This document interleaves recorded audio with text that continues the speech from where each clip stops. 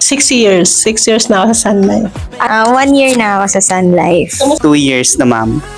Oh, 1 year na. 1 year. Or more than 2 years na. Going 6 years na this 2024. Mahirap, mahirap pero worth it po yung yung work. Alam mo yung hindi lang siya easy go lucky na na trabaho. Hindi kagaya sa corporate job. Dito paghihirapan mo siya, nakadepende sa yung success mo.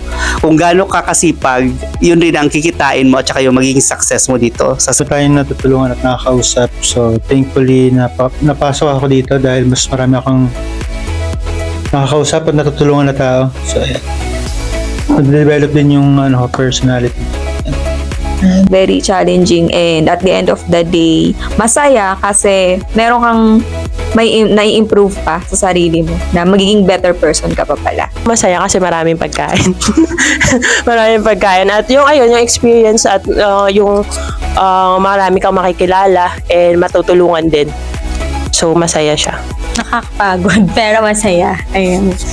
Tsaka fulfilling siya lalo na pag kunyari may kukuha sa akin. Hindi, yung kunyari nag-explain ako sa isang tao tas parang na-realize din niya yung pinaparealize ko sa kanya ang importance ng insurance. Yung isa lang yung income mo. Dapat 2 to 3 yung income mo, pagkakitaan mo, habang malakas ka pa.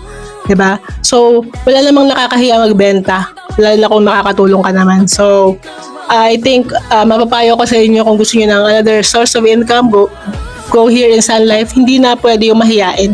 Hindi ka mapapakain na pagiging mahiyain. Join our next big gig